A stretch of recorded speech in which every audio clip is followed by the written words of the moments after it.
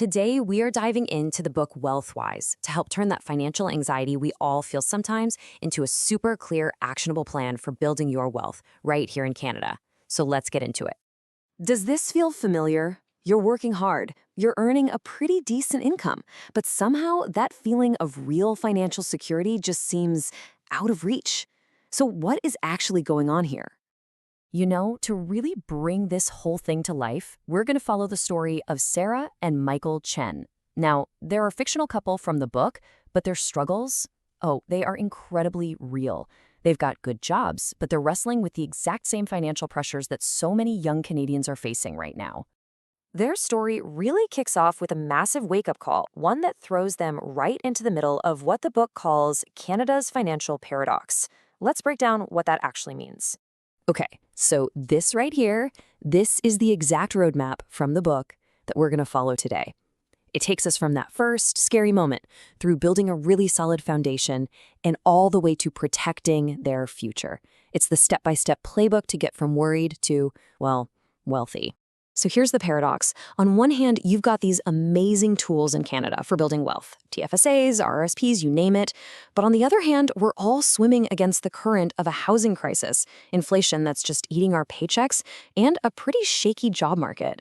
It really is a massive tug of war. And listen, this isn't just a vibe. The numbers back it up.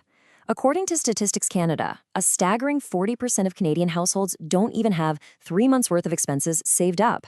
That shows you that the Chen situation, and maybe your own, is way more common than we think. So, feeling totally overwhelmed, Sarah and Michael decide they need a guide. They find a certified financial planner named Linda, and she gives them this simple but incredibly powerful framework to finally get a grip on their money. This, right here, is the absolute heart of the strategy. Linda lays out these 5 pillars of financial planning, and honestly, it's such a smart way to organize everything. Save, grow, protect your income, minimize your taxes, and pass on your assets. Everything else we talk about today fits right into this structure. So let's start where it all begins. We're going to focus on those first 2 pillars, what you might call the offense. This is all about building your foundation by saving diligently and then growing that money strategically. Before you even think about investing a single dollar, you need a financial shock absorber.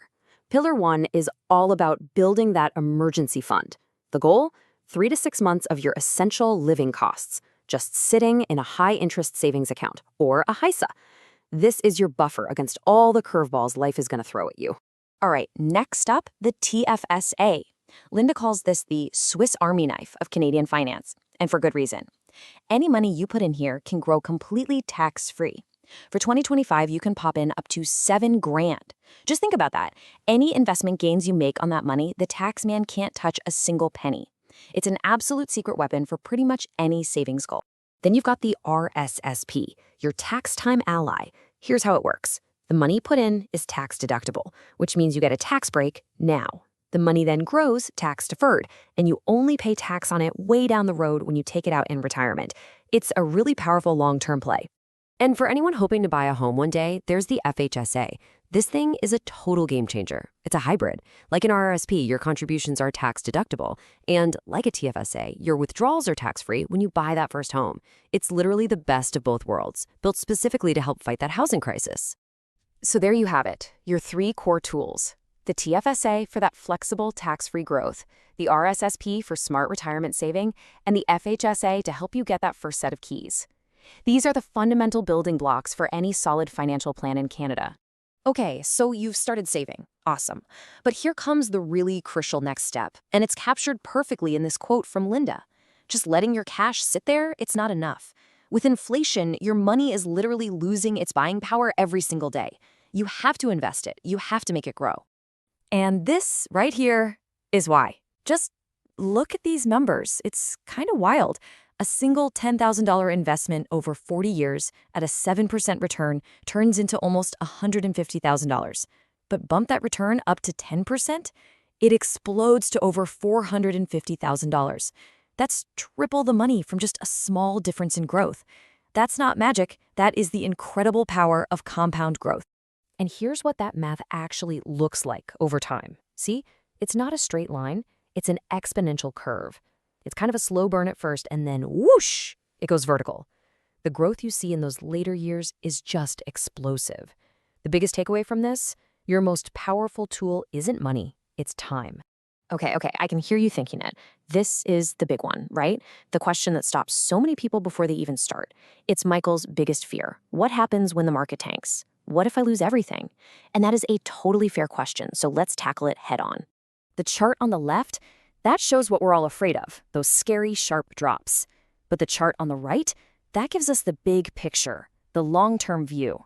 See, after every single downturn in history, the market has not only recovered, but it's gone on to reach brand new highs. The real key is having the discipline to just stay in the game for the long run. All right, so once you've built up your wealth engine, the focus has to shift a little. Let's quickly look at the final 3 pillars. These are all about playing defense, about protecting everything you've worked so hard to build. Think of these pillars as your financial body armor. First, protecting your income. This is about ensuring your single greatest asset, your ability to earn a living. Next up, minimizing taxes. This just means using those accounts we talked about strategically so you keep more of your own money. And finally, passing on your assets efficiently. This makes sure your legacy goes to the people you love, not to legal fees and government taxes. We have covered a lot of ground, from understanding the problem to building the actual plan.